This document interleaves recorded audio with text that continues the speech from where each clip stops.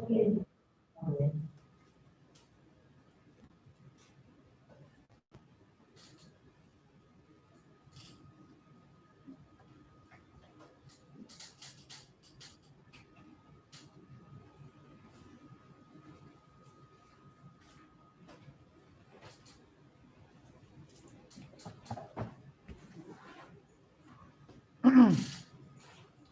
right.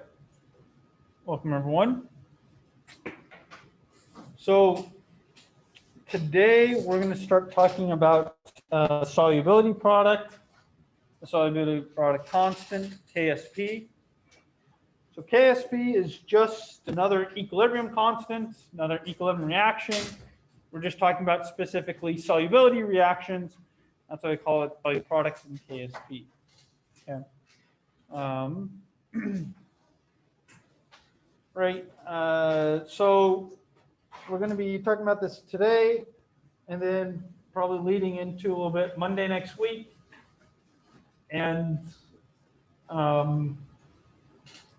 Monday we'll spend some time in class doing some, what are they called? Like assessments, I guess. Basically some simple questions and things like that I have to give that are given to every class in 1342. You guys had to do those similar type of assessments in 1341. And I don't know if they call them like assessment questions or what, assessment quizzes or yada, yada, yada. But so we'll plan on doing that on Monday. Okay? So I will have kind of printed out things for those who happen to be in class, but it'll also be available on Canvas. And so I will do it like in class and on Canvas at the same time. Okay. And so, yes, we'll work on that on Monday, as well as just talking more about chapter 17 stuff, right? And then Wednesday next week, we'll start talking about chapter 18, thermal chemistry and such. Okay. We'll do, and I'll send an announcement about these participation questions, or not participation, sorry, the assessment quizzes, right? There's like a scientific methods and something else, I forget what they're kind of called, but these are little assessment quizzes. But I'll send out an announcement about it to remind people as well, and they'll be worth extra credit points towards your quiz score. If you take them, do them, you get some credit for just doing it, and you'll get more credit if you do it and answer correctly. Okay, right. And again, I'll send a reminder about that as well. Okay, so on Monday during class time, we'll be doing those things. Okay, and you'll be able to do it either in person or over Zoom, right? Okay. So, but if you're doing it over Zoom, I guess I should just mention, right, that if you're going to do it over Zoom, right, this is something that, for the most part, you're having to work on by yourself. One of the assessments, there will be like a group phase, and I'll put people on Zoom in breakout rooms, and you can work with other people. Otherwise, you should be working by yourself, and you shouldn't use any outside material and things like that, right, while working on these assessments. Okay, so just keep that in mind, right? You'll need to be, again, logged into Zoom to take the assessments on Monday, and you'll need to have your camera on while taking them, just kind of how they want them to be administered. Okay, so just keep that in mind, right? So any kind of questions about that? And I'll send out an email, remind people and such. But won't take too long of the class time, but it will take a little bit of time to do them. Okay.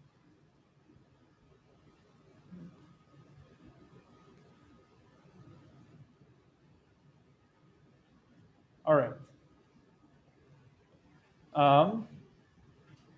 So any other questions just about the class, about things we've talked about? Reminder, next week will be, there will be a quiz on Chapter 17 as well as a homework on Chapter 17 due next week.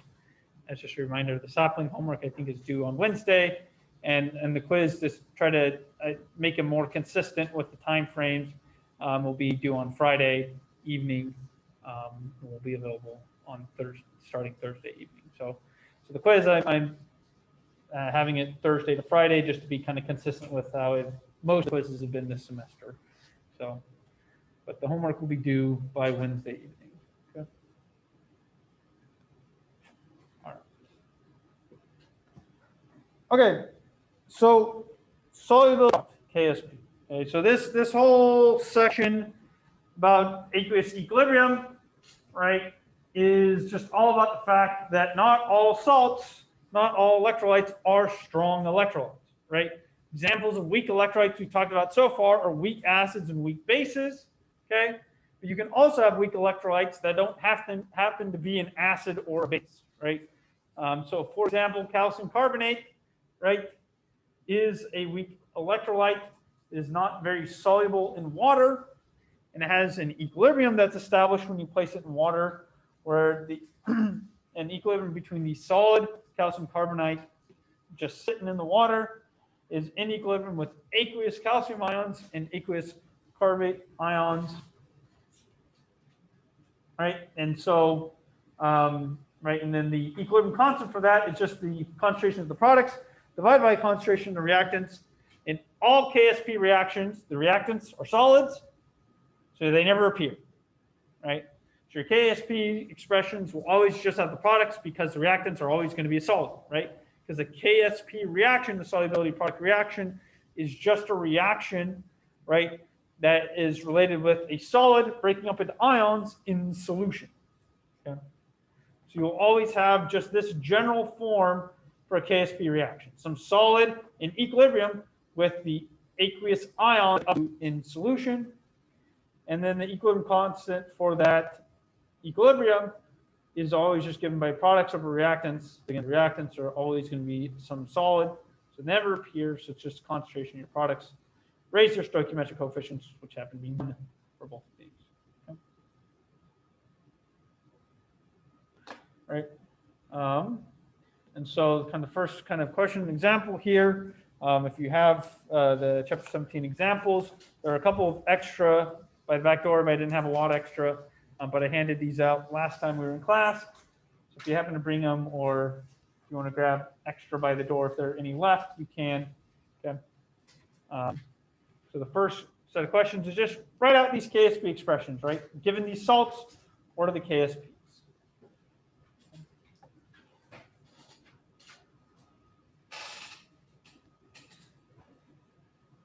What are their equilibrium constants, right? That's just all it's asking for. What are the equilibrium constants for these reactions, assuming it's some sort of solubility dissolution type reaction? The subscript become coefficients. So, right, in the equilibrium reaction itself, right, those subscripts will be their coefficients, right? And then the coefficients, right, become exponents in the KSP expression itself, right? Equilibrium constant. Right, so just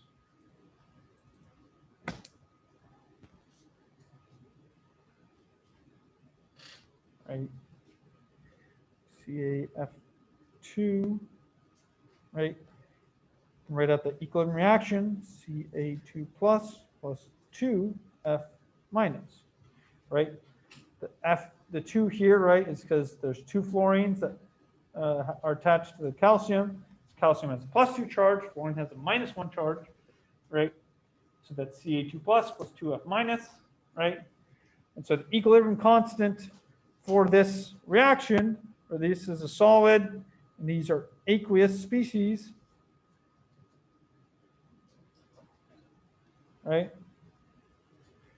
It's just concentration of your products, Ca2 plus, then F minus, raise their stoichiometric coefficients divided by the reactants. Okay, so reactants are solid. This is your KSP, right? So again, SP is it stands for solubility product. They're considered solubility product reactions, right? Which the reactions are related to solubility of the salts, right? The products are those ions that it breaks apart into. So that is the first one, CF2. So what will be the KSP for the second reaction?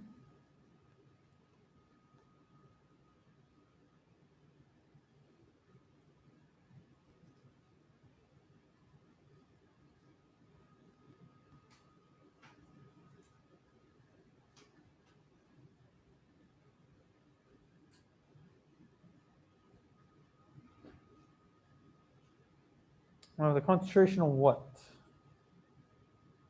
For the second reaction, Ag2SO4.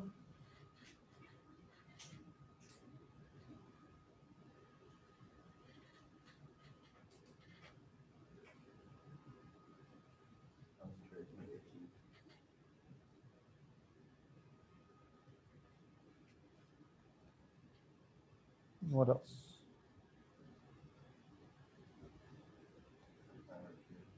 Power of 2. And then concentration of SO4, 2 minus. Right? That's KSP for the second reaction. And so the KSP, the last reaction, is going to be what?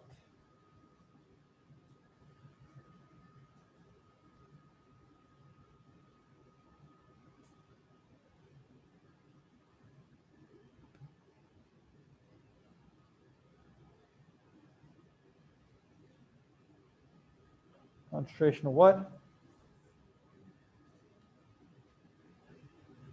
Concentration of Ca 2 plus times what else?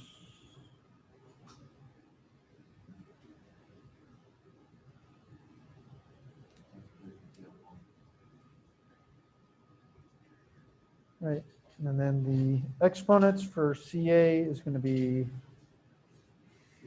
3, and exponent for PO4, 2. Right?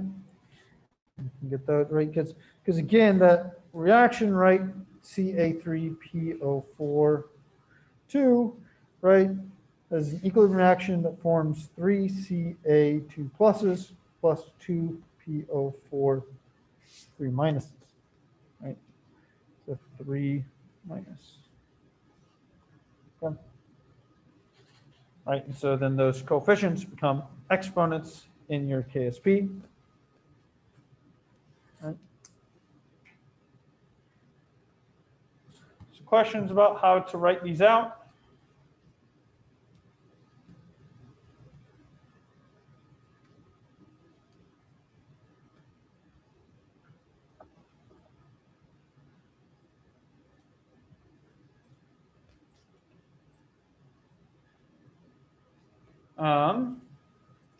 So,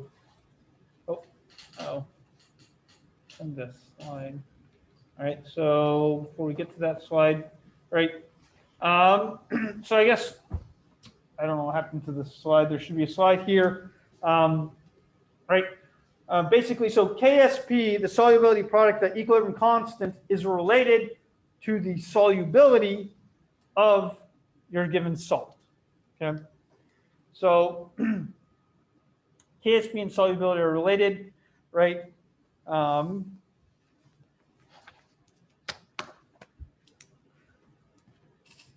Right, right, solubility. Right, you remember when we talked about the solubility, right, of something, like right, an unsaturated, saturated solution, right, supersaturated. What kind of the definition of a saturated solution was? Saturated solution can't take in any more solvent unless there's water. Yeah, right. So saturated solution, right, you've dissolved as much solute as the solution can take at, say, a given temperature, right? The saturation can depend on temperature, right? So assuming temperature is constant, right? A saturated solution is a solution that has absorbed as much ions, right?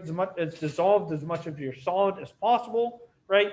And is then in equilibrium with solid salt just sitting in the solution, right? The picture of a saturated solution was a solution with a bunch of salt in water, just sitting, crystallized salt, just sitting in the bottom of the water that you can see it, right?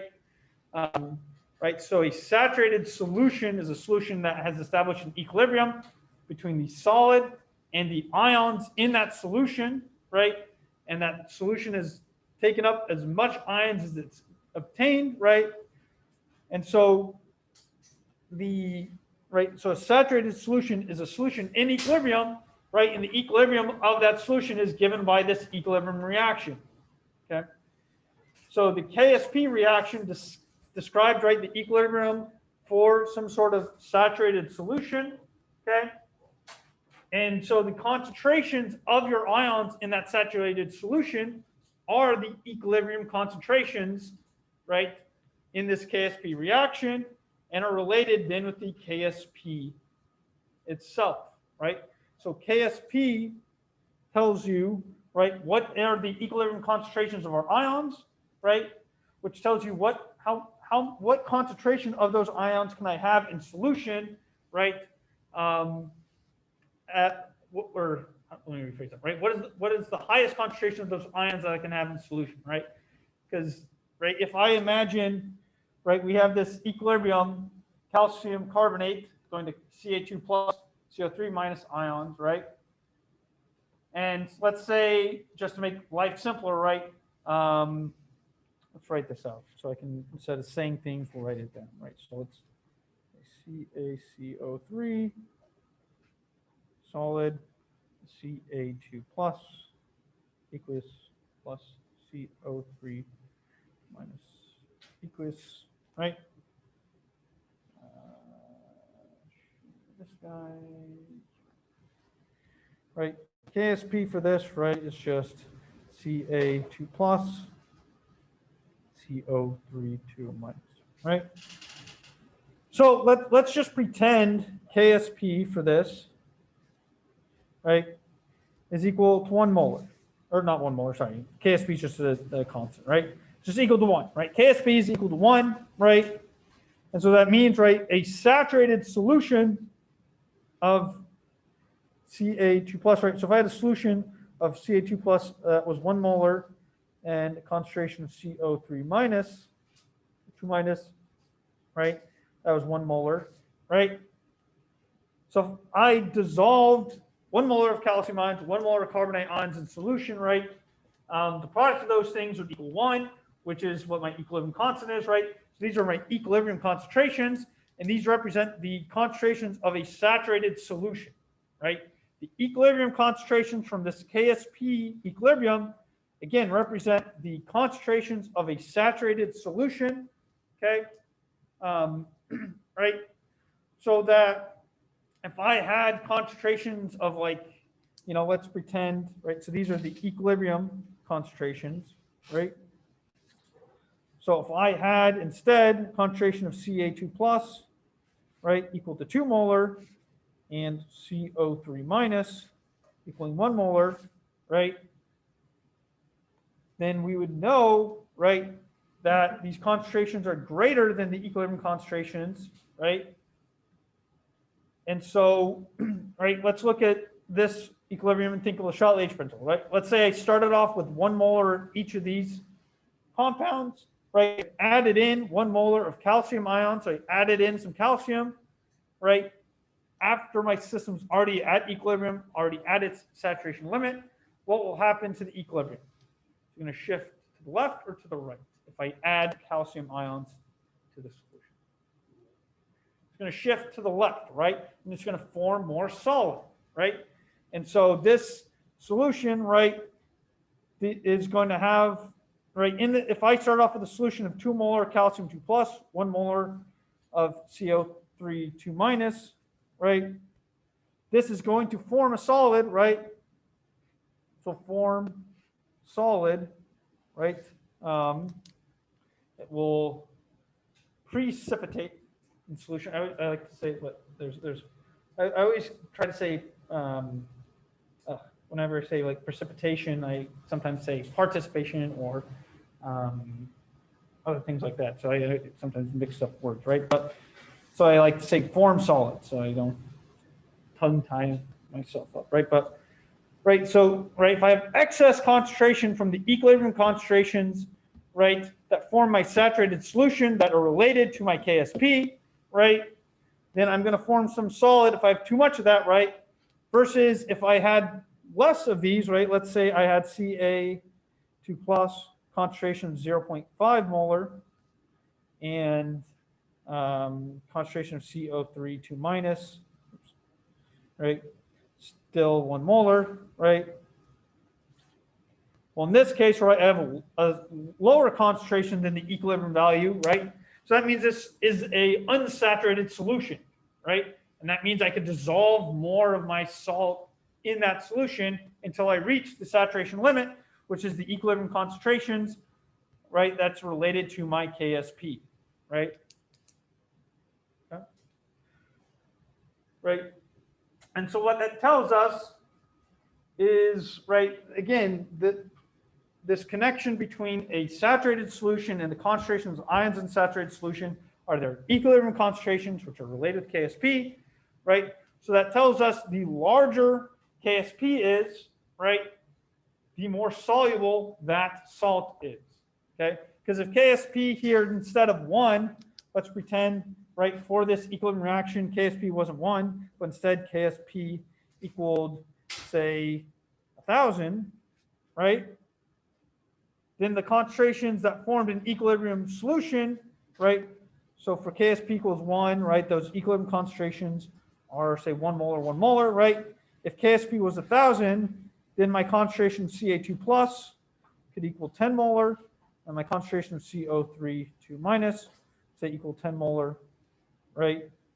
So this larger KSP, right, has a larger equilibrium concentration of calcium and carbonate ions in solution, right?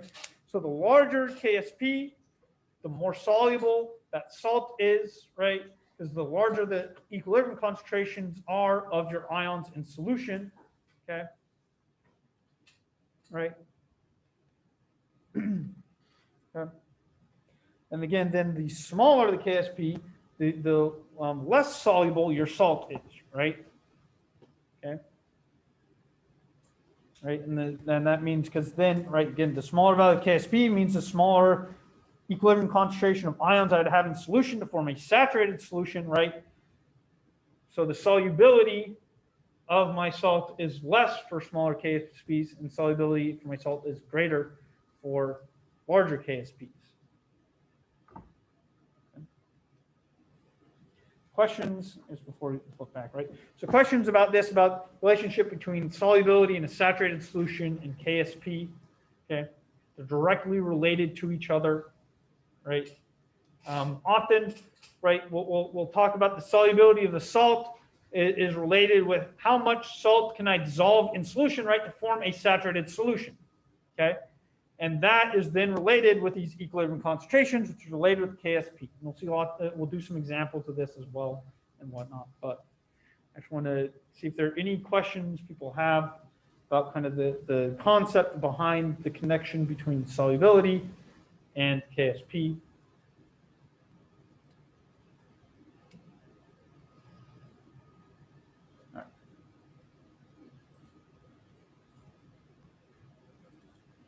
All right, so then, right, out of these salts here, which is going to be the most soluble salt? Like chloride, calcium hydroxide, iron hydroxide, or silver chromate?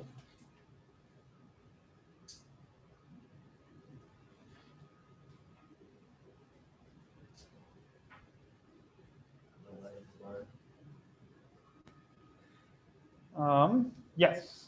So lead chloride, A here, will be the most soluble salt because it has the largest KSP.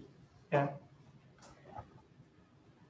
Now note that in this case, right, we could just look at the KSPs and see that A was the most soluble, while C, iron hydroxide, is the least soluble based off the magnitude, right, size of the KSP, okay?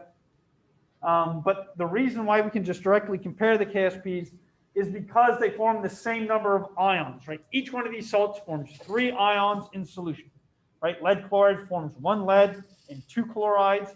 Calcium hydroxide forms 1 calcium, 3 hydroxides, so on and so forth, okay? If you're comparing salts that form different number of ions in solution, the comparison is not as straightforward as just the magnitude of KSP, okay? And we'll do an example of that, and we'll talk more about that in a minute. But I just want to note that here, that directly comparing the values of KSP only work if the salts form the same number of ions in solution, right?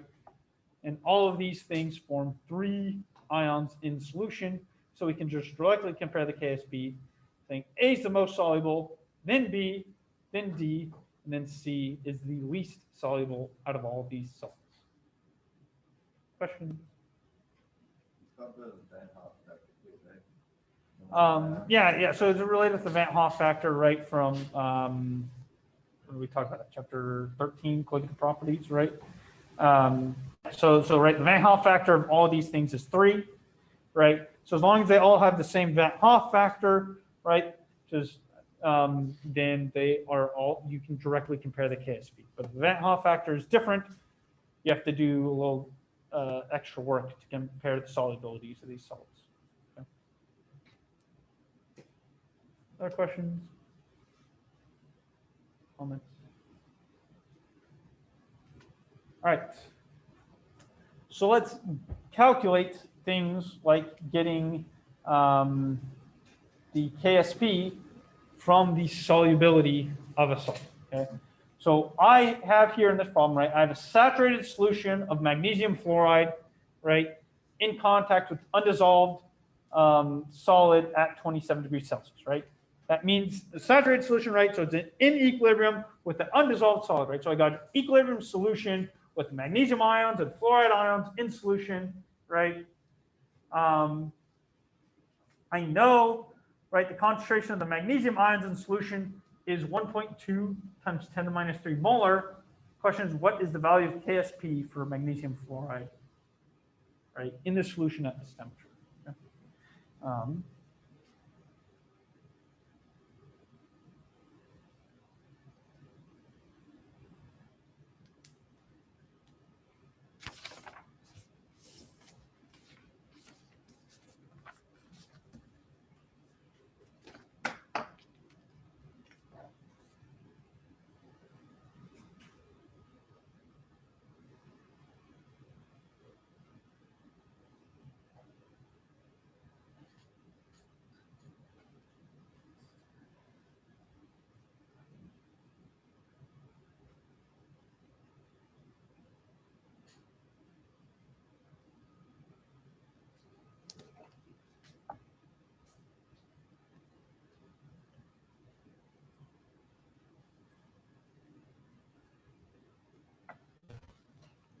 It's the same problem, right?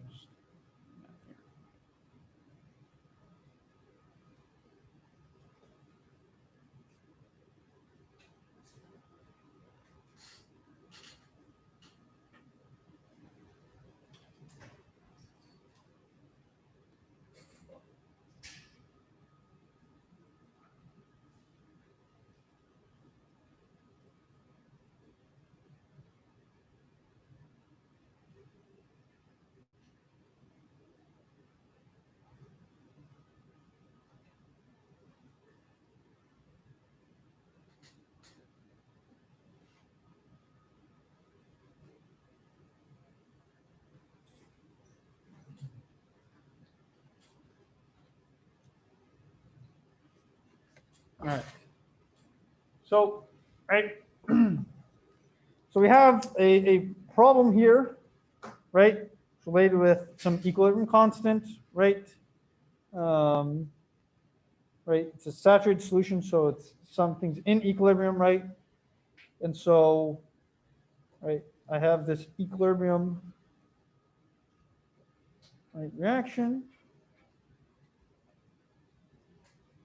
Right, so what type of problem, right, what type of procedure am I going to need to use to solve this problem where I'm trying to relate equilibrium constants with things, right, concentrations in equilibrium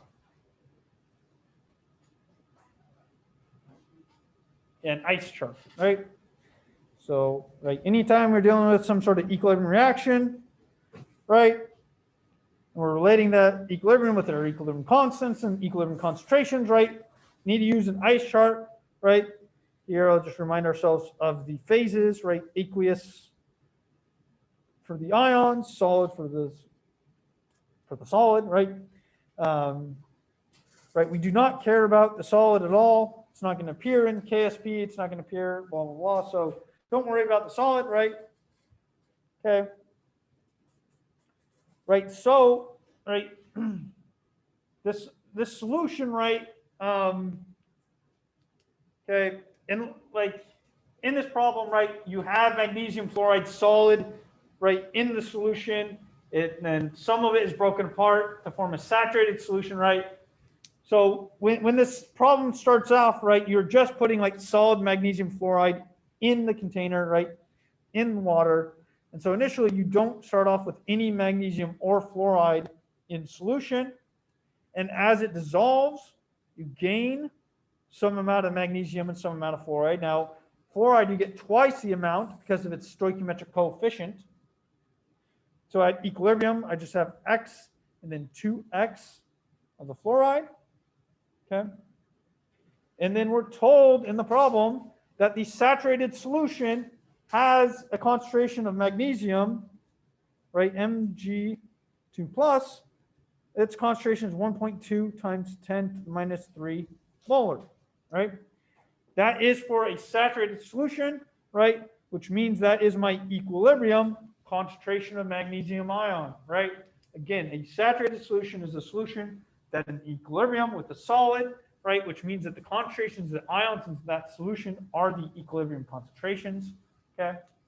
And so that equals X, right? The equilibrium concentration of magnesium 2 plus is just equal to X, okay? So the concentration at equilibrium of F minus is just 2 times X, so it's going to be 2.4 times 10 to the minus 3 molar, right? Again, that's my equilibrium concentration of F minus. Questions about that? So what is our KSP expression, right, for this equilibrium reaction? Yeah, products or reactants, right? Products being Mg2 plus times F minus squared. Reactants is a solid, so it doesn't appear. So it's just that, right? And so I have the concentrations at equilibrium of Mg2 plus and F minus. And so KSP is just equal to 1.2 times 10 to the minus 3 times 2.4 times 10 to the minus 3 squared, right?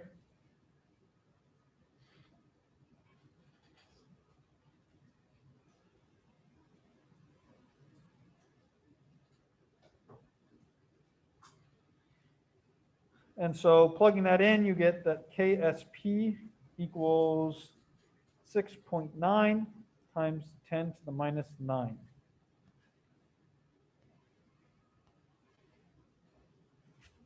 Okay. So that is the KSP of this salt. And we related the KSP of that salt to its equilibrium concentration. Because again, right, the saturated solution is a solution that is in equilibrium with the solid. So the concentration of ions in that saturated solution is the equilibrium concentration. And those equilibrium concentrations are what we use in our equilibrium constant expressions. So I can use that to get KSP. Okay? And so here I just mainly use the ICE table to kind of remind myself and identify, oh, hey, for every 1 magnesium I form 2 fluorides. So if my equilibrium concentration of magnesium is 1.2 times 10 to the minus 3, my equilibrium concentration of fluoride has to be twice that, which is 2.4 times 10 to the minus 3. Questions about this problem? Now, we might not always start off with 0 initial concentrations of these guys, and we'll do an example of that. But in this case, that's just what we need.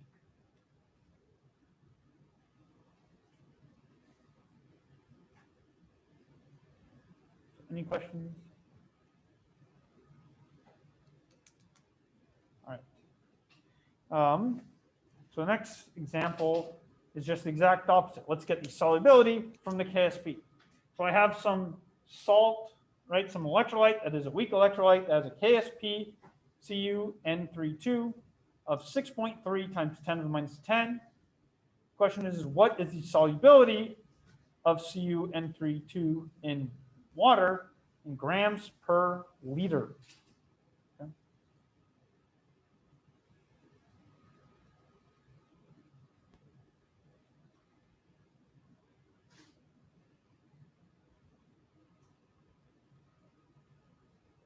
Right, the solubility of a salt is related with the concentration of ions in a saturated solution of that salt.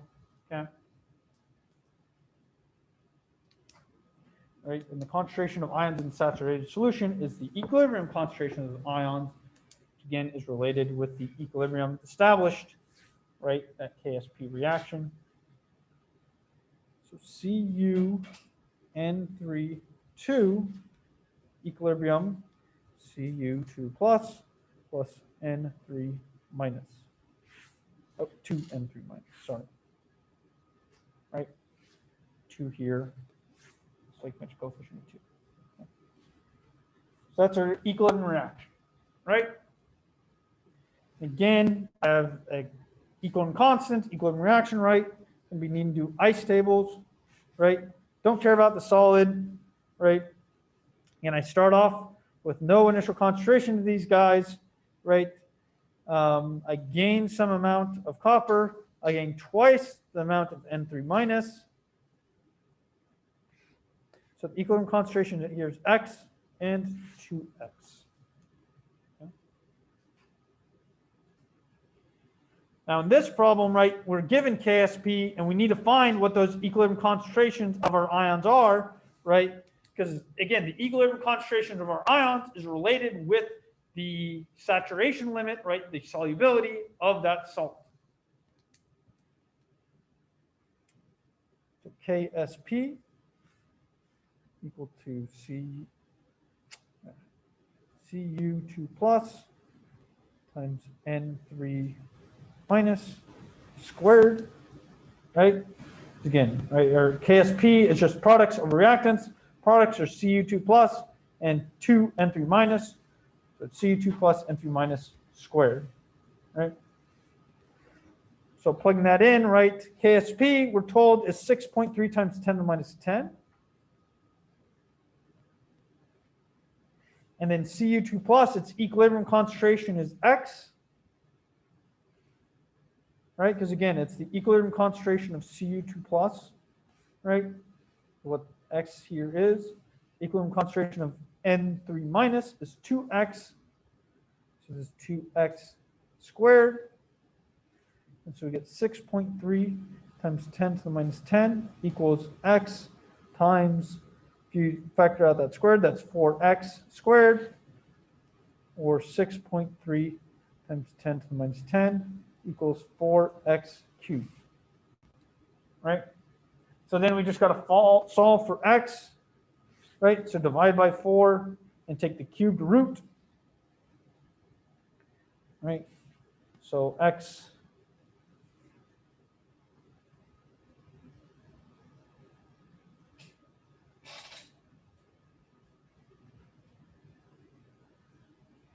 is going to be equal to 2.5 times 10 to the minus 3 molar. Okay. which again, X itself is equal to the equilibrium concentration of Cu2 plus. 2 times X is equal to the equilibrium concentration of N3 minus, right? So this is the equilibrium concentration of Cu2 plus, right? That's what X is. So in a saturated solution of CuN32, I have a concentration of 2.3 times 10 to the minus 3 molar Cu2 plus. Okay? Right? But that's not quite what we're asked for, right? What we're asked for is the solubility of CuN32 in grams per liter. Okay? What is molarity, this capital M, defined as? Yeah, moles per liter, right? Now, right, specifically here, we're talking about the molarity of Cu2 plus, right, in equilibrium. Well, how is that related to the molarity of CuN32? Based off of my balanced chemical reaction.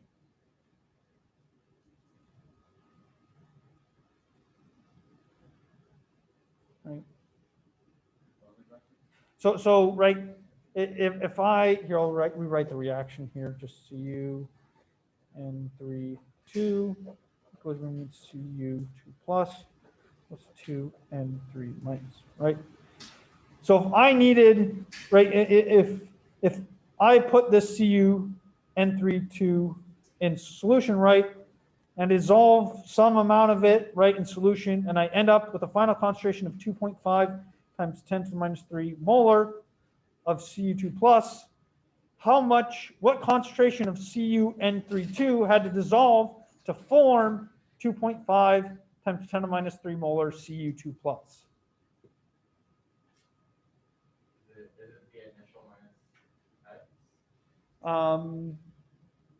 I guess I'm gonna let me say, instead of thinking about it in concentration, let's think about it in moles, right?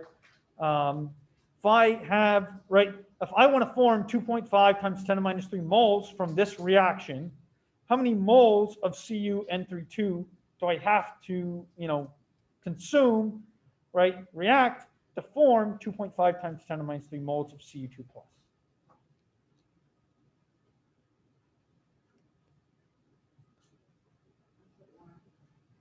It's the same amount, right? It's a 1-to-1 ratio, right? If you think about, like, say, doing your stoichiometry, right? For every 1 mole of Cu2 plus, you had to consume 1 mole of CuN32, right? And so, right, in order to form 2.5 times 10 to the minus 3 moles of Cu2 plus in solution, right, I had to dissolve 2.5 times 10 to the minus 3 moles of CuN32, right, in my solution, right? And so this whole, oh, so sorry, right? Thank you about that, right? So I had to dissolve 2.5 times 10 to the minus 3 moles. Okay, and I'm going to add that per liter back in because having it per liter here, right, doesn't change anything, right? So I had to, in order to form 2.5 times 10 to the minus 3 moles per liter of Cu2 plus, I had to dissolve 2.5 times 10 to the minus 3 moles per liter of CuN32. Okay, right? And so, right, and if I want to get grams per liter of this, what do I need to do? Yep, right, multiply by the molecular weight, right? Because if I multiply this, right, the molecular weight is grams per mole, right? If I multiply by the molecular weight of CuN32, I have no idea what that is off the top of my head here, 65.5.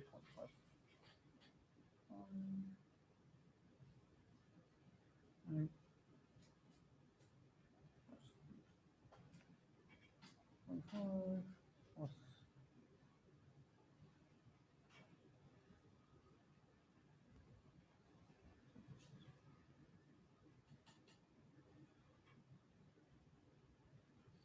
Right. So the molecular weight, if I did that right, is 147.55 grams per mole. is the molecular weight, right? The molar mass of CuN32. Okay. And so times that.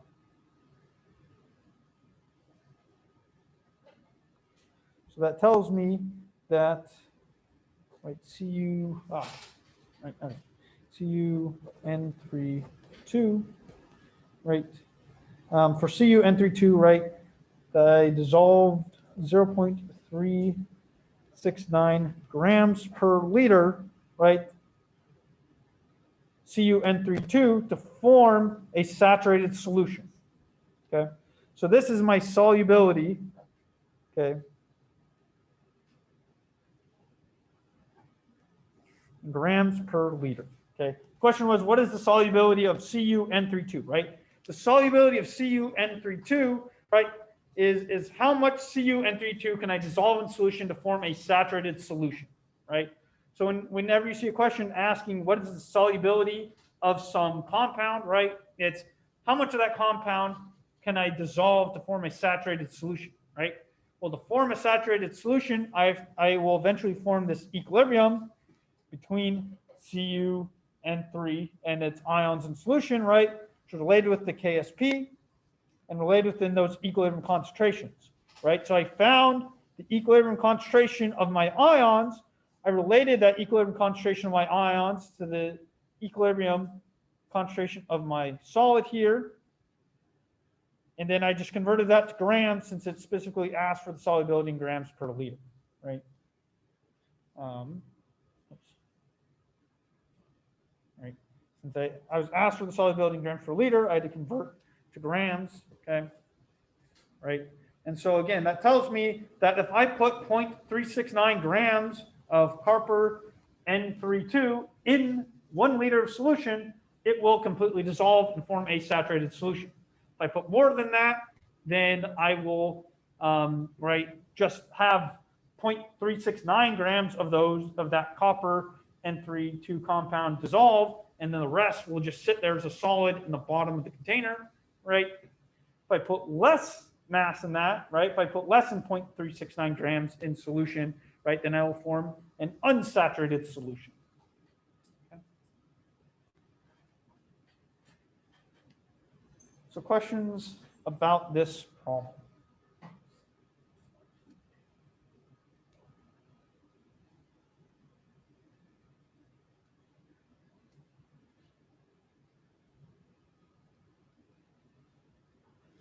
All right, so here I'm going to make a note, right? So I talked about how if you have, say, the same Van Hoff factor, right, the same number of ions that you form in solution, right, you can compare the solubilities of salts by just comparing their KSPs. If they differ, it's slightly different. So notice here that in this equilibrium expression, when I set all this up, right, that I get x cubed is related with the KSP, okay? So this is a slight approximation, but basically the solubility is roughly equal to, I'll call it the ith root of KSP, where I here is equal to your Van Hoff factor. I don't even remember. Van Hoff factor, I think, right? Right? I is your Van Hoff factor, right? So you notice, again, it's not quite directly equal. Right here, I have a factor of 4 that gets involved, right? But if I have a multiple choice question, okay, let's see, I think I have one of these. Yeah. So I have a multiple choice question like this, okay, where I ask which of the following compounds is least soluble in water, right? Notice here that not all of these compounds form the same number of ions in solution, right? They all have different Van Hoff factors. First one is 2, then 2, then 2, then 3, and then 4, okay? And if I didn't consider the fact that they form different number of ions in solution, I would just say, oh, E is the least soluble because it's got the smallest KSP. But that's not necessarily correct because, again, I form different number of salts in solution. So again, the solubility in moles per liter, okay, So again, this, is roughly, so, this is more useful for a question like that, right? A multiple choice question asking what salt is more soluble or least soluble, right? A quick way to try to get at that is take the ith root of your KSP, where I is the Van Hoff factor, right? The number of ions that get formed in solution, okay? And that will roughly equal your solubility, okay? Right, the exact values is you have to like divide by like I minus 1 squared or something like, I don't know. It is like some extra factor that goes in, but it doesn't really, for multiple choice questions, that's not really important. So again, this relationship here is mainly, I use it myself if I'm looking at, say, a multiple choice question, like the one that I'll put back up on the slides, right? Where we're comparing solubilities of a bunch of different salts, right? If I want to calculate the exact solubility, right, I would go through this procedure to get the exact solubility, right? But if I want an approximate solubility, I just take the ith root of KSP, where I is the Van Hoff factor. Okay?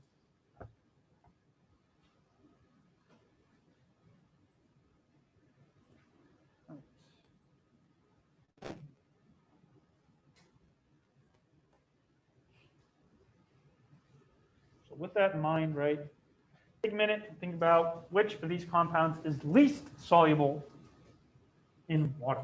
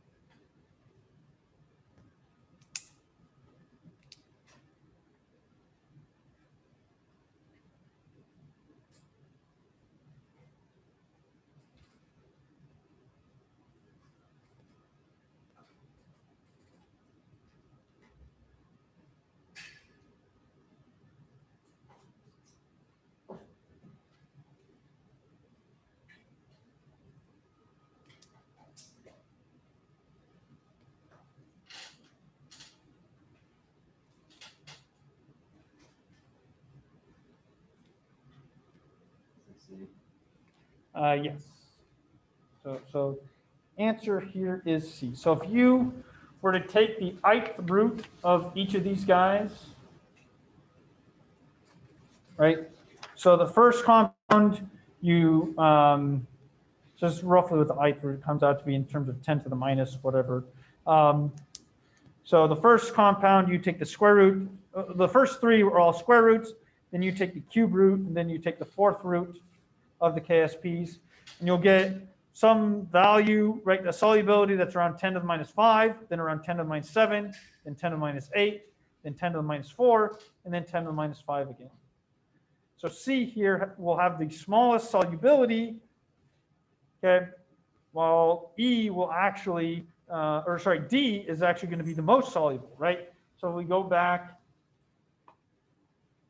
to the slide here, right, D here, even though it's 10 to the minus 12, right, it seems like it should be potentially less soluble than A. It's actually more soluble, and in fact, D here is the most soluble compound, okay, while C is the least soluble, okay? Yeah. What exactly do you mean by like taking the ith root? So in this case, so let me write out the salts here, and we'll talk about what that is. Yeah, AgBr, AgI,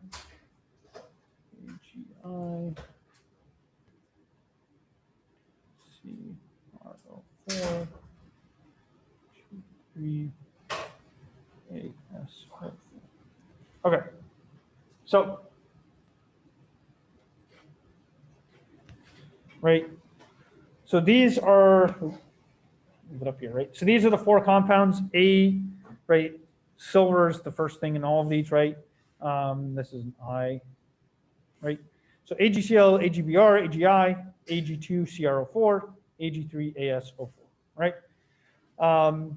So each of these compounds has like the Van Hoff factor, if you remember I, right? That Van Hoff factor, right? Which is just what are the number of ions that it breaks apart into in solution, right? AgCl breaks apart into 1 silver and 1 chlorine ion. So this has a Van Hoff factor of 2. AgBr has a Van Hoff factor of 2. AgI has a Van Hoff factor of 2. Ag2CrO4 breaks off into 2 silvers and 1 CrO4. So this has a Van Hoff factor of 3. And then Ag3AsO4 has a Van Hoff factor of 4 because it breaks off into 3 silver and 1 AsO4 in solution. Okay.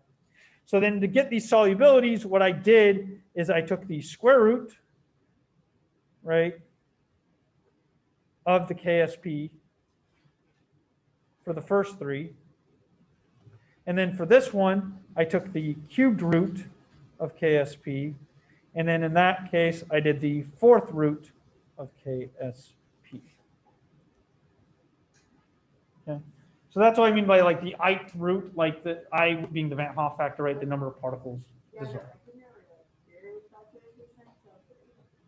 Yeah, no, it's good to make sure to clarify outcome, right? Again, this formula here of taking the ith root, right, where you're taking the root compared to the number of ions formed in solution, right, is going to give you an approximate solubility, not necessarily the exact solubility. So again, don't just use this for any problem, right, like the one we just did, right? This problem here, right, calculating the solubility, right, I wouldn't get the same answer if I just took the cubed root of KSP. I'd get a very close answer, but not the exact same answer, right? So again, this whole formula is just kind of a trick that, you know, makes doing these type of problems a lot faster, right? And then it can also help you if you wanted to get you a rough idea of what your answer should look like for, say, you know, a problem like this, again, where you're solving for the solubility, right? I could take the cubed root of 6.3 times 10 to the minus 10, and that will be roughly equal to the solubility. And so then when I go through and do my work, if I get some number that's way different, then I know maybe I messed up something, right? So you could also use it as a check if you wanted to. But other questions about this multiple choice question here?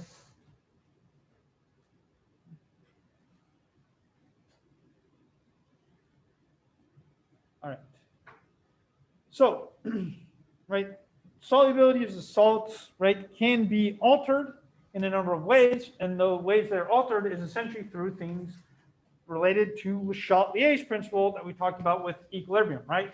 So let's consider this equilibrium reaction, CaF2 going to Ca2 plus 2F minus, right? And I wonder, how can the solubility of CaF2 be increased, right?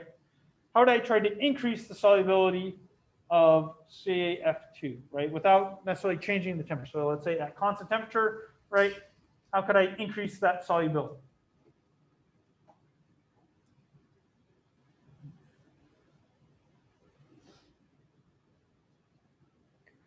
Think of Le Chatelier's principle and think about the fact, right, that solubility is how much of my reactant, CaF2, forms product, right? The more reactants that form products, the more soluble this salt is going to be, right? So what could I do to try to dissolve more CaF2 in a solution, right? Let's increase its solubility.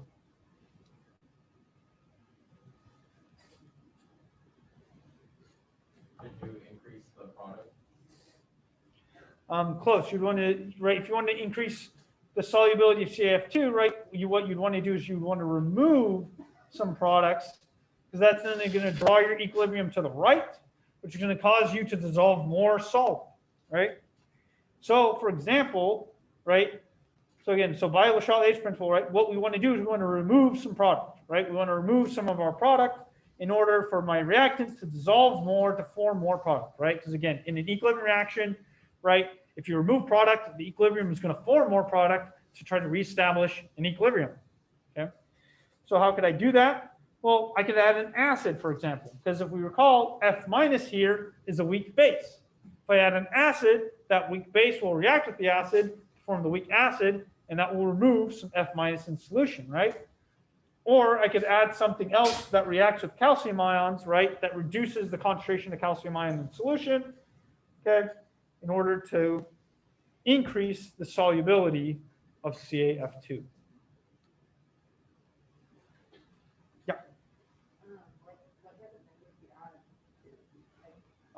So I could add, let's say,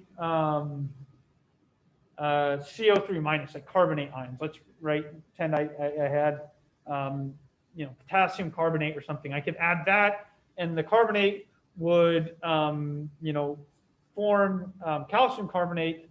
So it would react to the calcium to form the solid calcium carbonate and form a solid, and that would extract the calcium ions from solution, and you'd precipitate out then calcium carbonate and allow calcium fluoride to dissolve more and more, right? This is actually how, say, your water softener works, right? The water softener, right, tries to get rid of hard ions in solution, right? Calcium, magnesium, other ions in solution, right, that can form salts and then form that white, gritty crap, right, in dishwashers, on shower heads, and all that wonderful stuff, right? Well, water softener, all it does is it tries to precipitate out those ions, right, by, say, dissolving a bunch of, say, salt or something, sodium chloride, in solution. The chloride ions will precipitate with magnesium and calcium, and so you'll get solid magnesium, solid calcium ions crashing out of your water, and you will no longer have those ions floating around in solution. Okay. So this precipitation, I swear I'm saying that. I always second guess myself when I say that word, right? But again, you can precipitate out certain ions from solution by adding counter ions that form solid precipitates, right, that have very low solubilities, okay, right? And so, yeah, so you could do that, say, for calcium.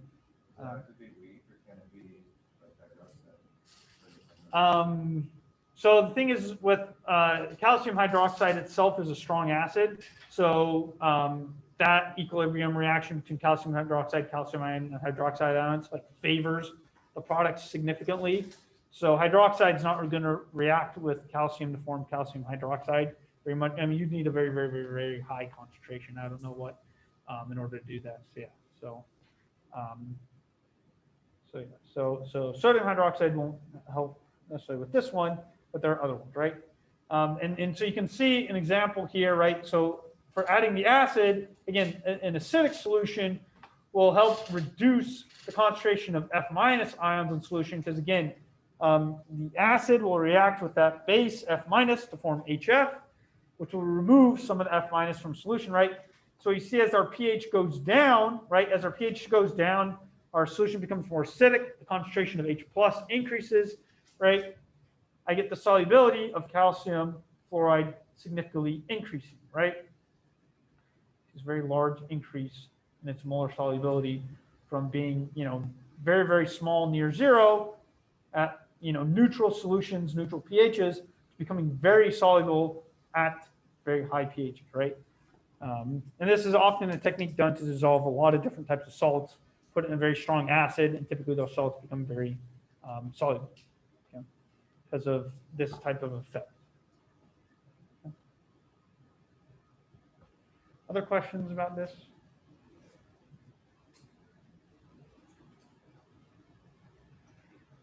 Right. And so then how could I decrease, say, the concentration of calcium fluoride?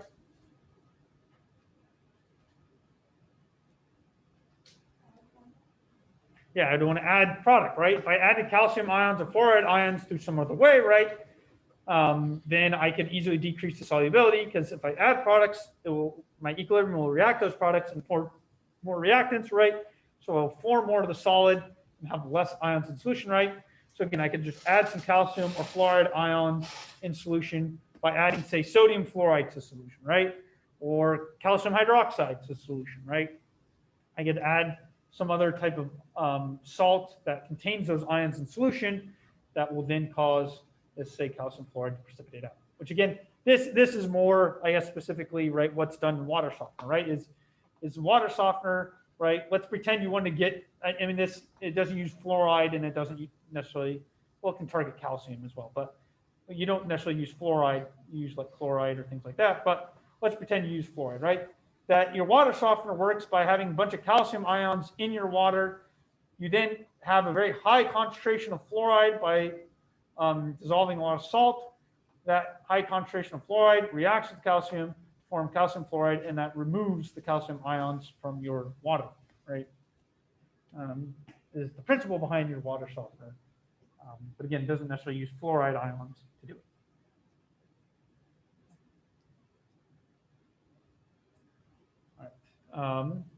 Right. Another way that this can be done with removing these ions from solution is by forming complex ions.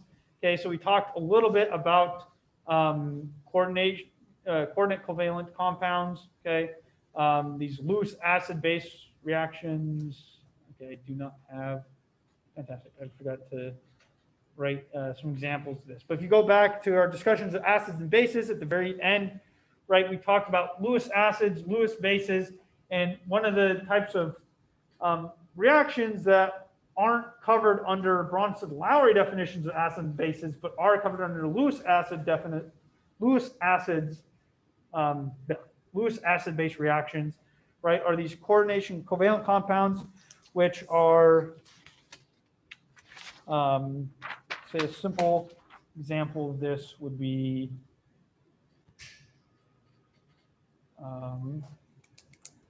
and you have so a coordination covalent compound is something where it has some metal center, usually like some metal ion, say like Fe2+, and then I have, you know, something like, let's pretend it's NH3,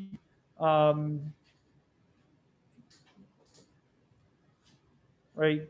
I have a bunch of NH3s, which either typically form 4 to 6 of these NH3s attach. Okay, these NH3s, right, are referred to as ligands, right? So the ligand doesn't have to be NH3. It could be water is a potential ligand, hydroxide is a potential ligand, ammonia. There's a bunch of different types of things that we'll often add as ligands for these coordination covalent compounds, right? Right, where the reaction that's going on, right, is in NH3. You have that lone pair on the nitrogen, right? And that lone pair on the nitrogen is being donated to the iron, okay, form this coordinate covalent bond, okay. And so this is a Lewis acid-base reaction, right? And so I could potentially, right, have, if I had some salt related with iron, right, see FeCl2 or something like that, I had some sort of equilibrium. Are they sharing the electrons or it's donating the electrons? I mean, it's not like transferring them in terms of it then forms like NH3 2+ and F2- or something like that. It's sharing. It's forming like a covalent type bond. Yeah. So it's sharing those electrons to form a covalent bond. I guess just in the definition, they call them electron pair donors and acceptors, right? So, well, like it's donating the electrons, but it's not like completely giving them away. It's not the best of definitions, right? Because we think of donating meaning like complete transfer of electrons, but it's not transferring all of the electron, right? Right. So let's pretend I had some sort of equilibrium reaction like this, right? Then I could remove iron 2+ from solution if I added in, right? If I knew that iron 2+ plus 4 NH3 formed FeNH3 4 2+, right? If I knew this reaction occurred, which you don't have to know off the top of your hand, but let's say, right, you knew that this was a thing that could happen in solution, right? and I wanted to increase the solubility of iron chloride, right, then I could add some ammonia to my solution, and then that ammonia will form this coordination covalent compound, okay? So this is another thing that is often done as well to try to get certain metals to dissolve in solution, okay? That might not be very soluble by using these coordination covalent complexes.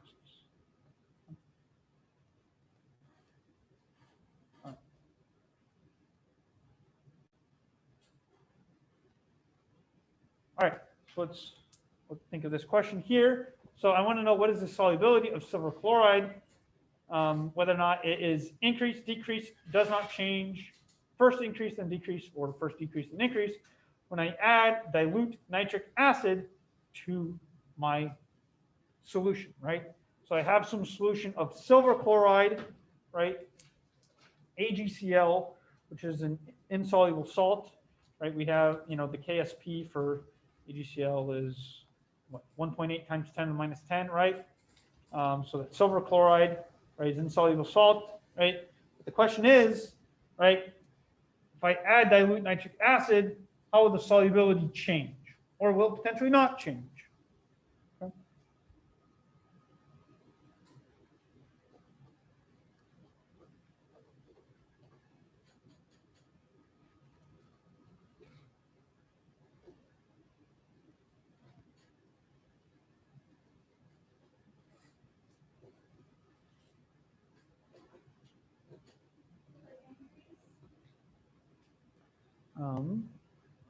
Just trying to find myself that right now. So adding nitric acid. This goes down.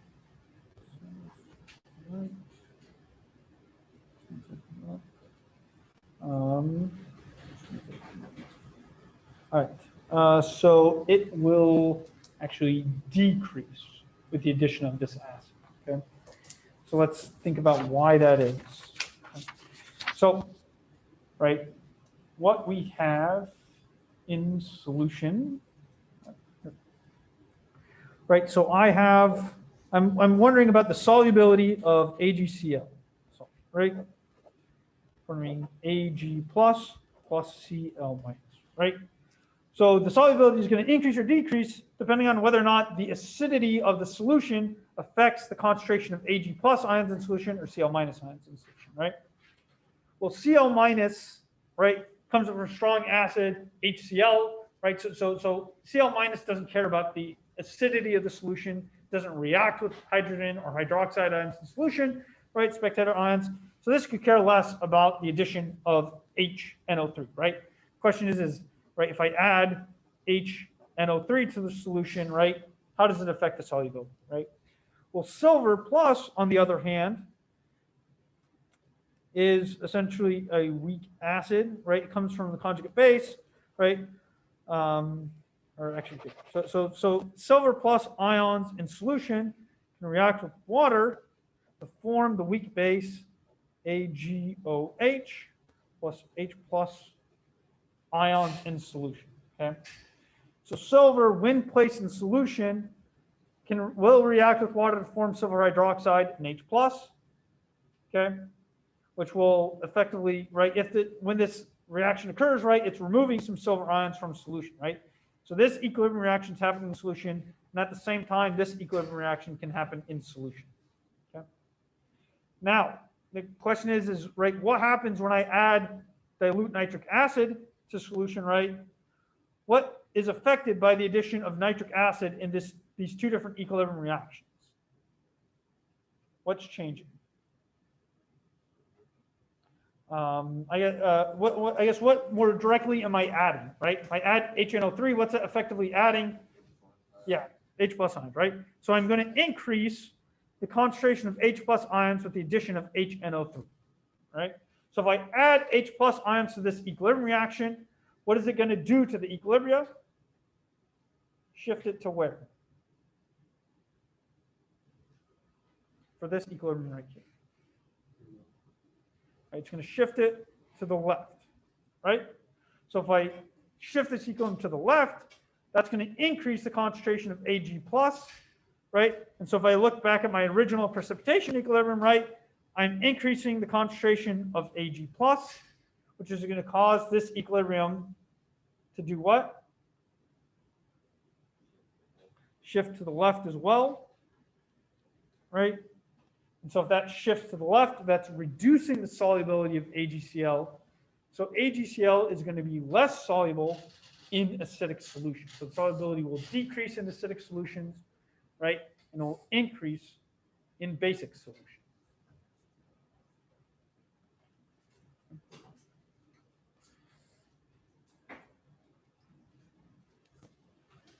Questions about this example?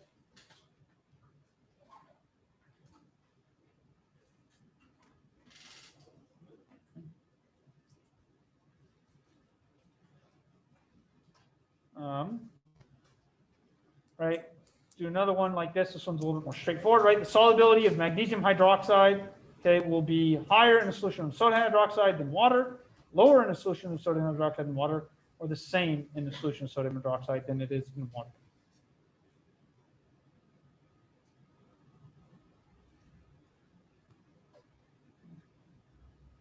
So the solubility of this be greater in sodium hydroxide than water, less than or equal to.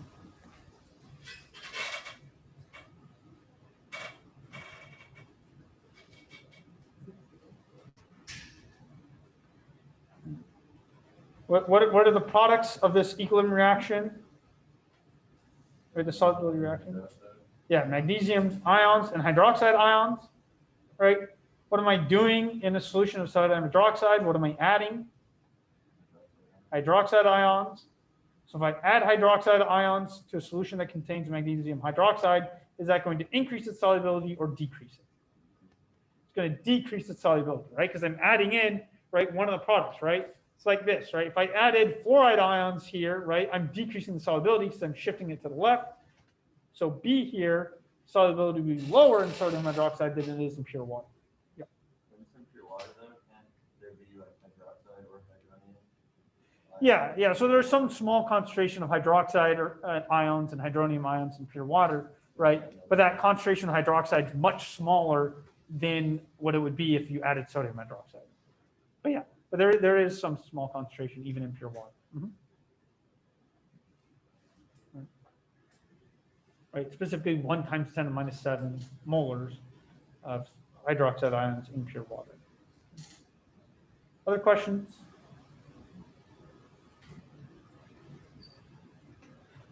All right, so next time we'll do some of these examples as well as do the the assessment questions or whatever they're called. I forget what they're called. Right. We'll do those things on Monday.